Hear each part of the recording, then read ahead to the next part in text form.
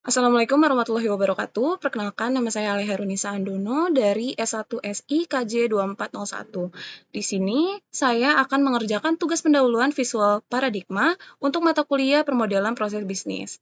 Saya akan menunjukkan cara membuat diagram BPMN dengan contoh proses bisnis pemenuhan order di Warteg Bahari, sekaligus menjelaskan fungsi dari setiap garis dan pengaturan yang digunakan.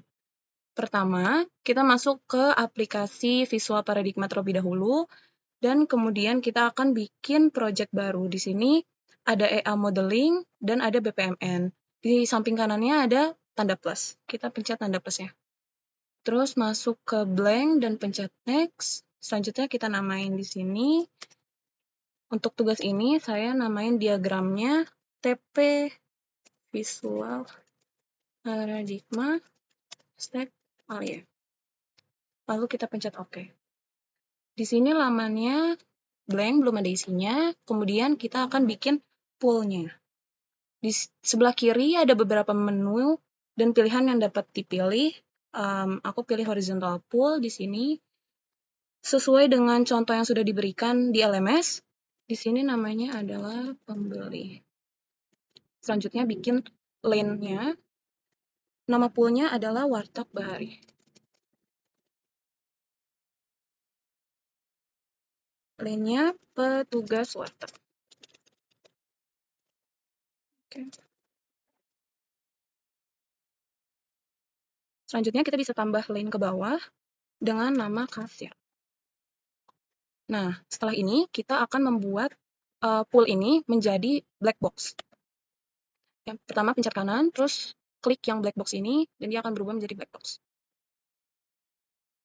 Oke, selanjutnya kita buat diagramnya. Yang pertama ada start event. Di sini startnya dimulai ketika ada pembeli yang datang.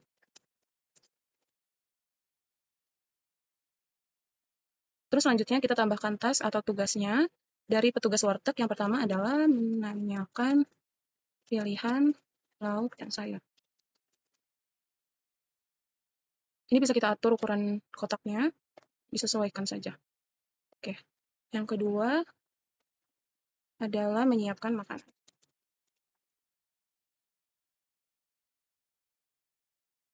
Oke, kita sejajarkan.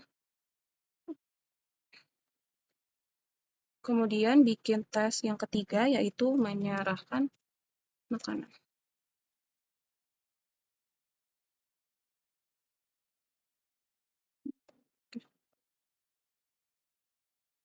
Ini poolnya bisa disesuaikan ukurannya.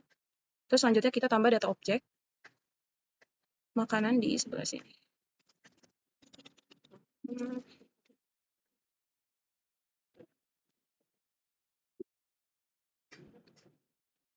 Terus selanjutnya tes untuk yang kasir menerima uang pembayaran.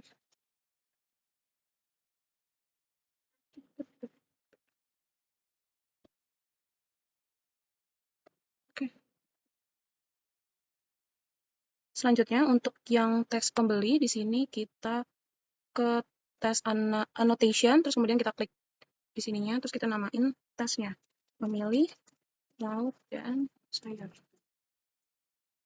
Kemudian kita klik kanan, style dan formatting. Di sini ada subnya, format. Background-nya kita pindahkan ke 100% untuk transparannya, kemudian for background-nya juga kita jadikan 100%. Oke. Untuk ukuran font-nya kita sesuaikan di sini.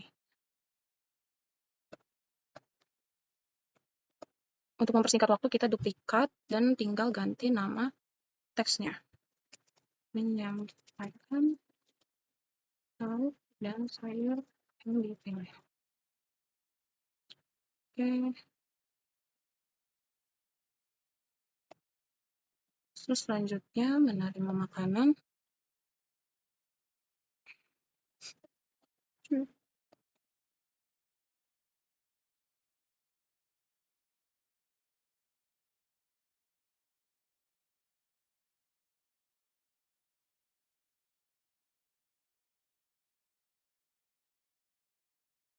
Dan yang terakhir melakukan pembayaran.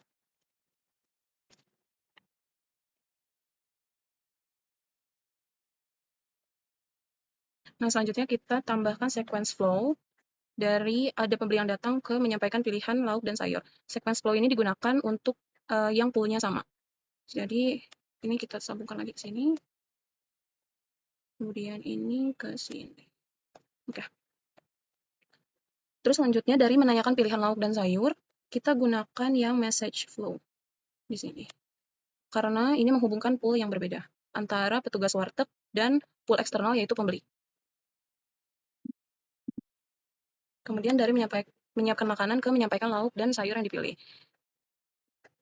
Ini kita ganti tanda panahnya ke arah bawah karena pembeli harus menyampaikan lauk dan sayur yang dipilih dulu, kemudian petugas wartegnya bisa menyiapkan makanannya.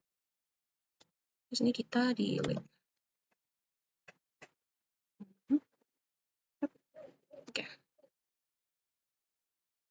Terus selanjutnya kita pakai association dan data association ini untuk menghubungkan tes ke data yang ada di dalam pool ini.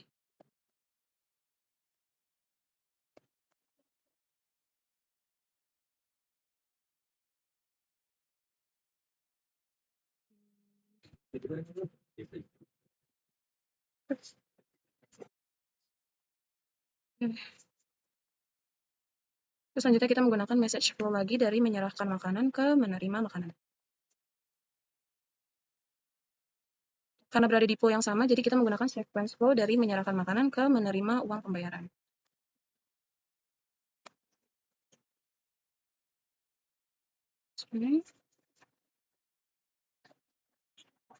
Ini kita ganti panahnya yang ke arah bawah karena pembeli harus melakukan pembayaran dulu, kemudian petugas wartegnya baru bisa menerima uang pembayarannya.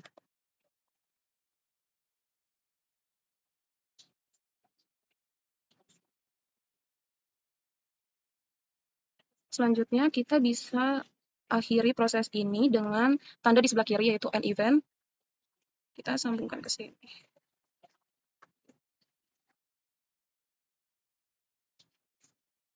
Dengan keterangan end event-nya makanan sudah dibayar oleh pembeli. Kemudian kita sambungkan menerima uang pembayaran ke end event ini dengan sequence flow. Selanjutnya di sini kita akan ganti fontnya menjadi ukuran 20. Yang pertama kita bisa pilih salah satu tes dulu, dipencet yang sebelah kanannya, terus ke menu style dan formatting, kemudian pencet format, dan di menu foreground ini ada ukuran fontnya yaitu font size di sini udah 20, terus kemudian kita klik yang set as default, terus pencet yang set as default for all shapes, dan pencet yang apply to whole project. Kemudian kita pencet OK. Hasilnya semua font yang ada di project ini akan menjadi font ukuran 20. Selanjutnya kita akan ganti font data makanan ini menjadi 18. Dengan cara yang sama kita klik kanan, pencet style dan formatting, kemudian pencet format. Di menu foreground ini kita ganti ke yang font size-nya 18. Set as default dan set as default for data object.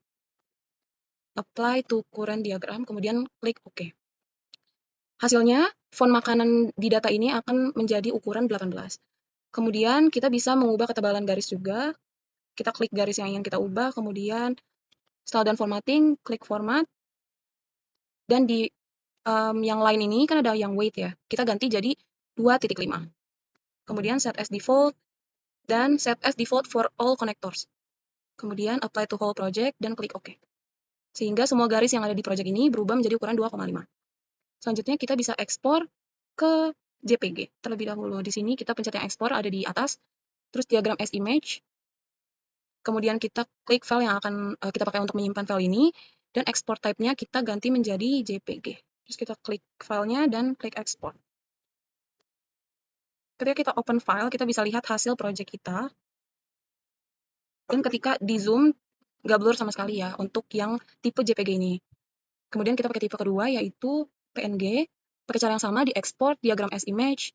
Kemudian kita pilih filenya, dan kita pilih export type-nya yang PNG with background. Terus kita ekspor. Kemudian kita open file, dan ini hasil untuk yang PNG-nya. Sama sekali tidak blur juga, jadi antara JPG dan PNG itu sama-sama bagus ya hasil akhirnya, tidak blur sama sekali. Oke, sekian penjelasan visual paradigma dari saya. Semoga video penjelasan ini dapat dimengerti. Terima kasih. Wassalamualaikum warahmatullahi wabarakatuh.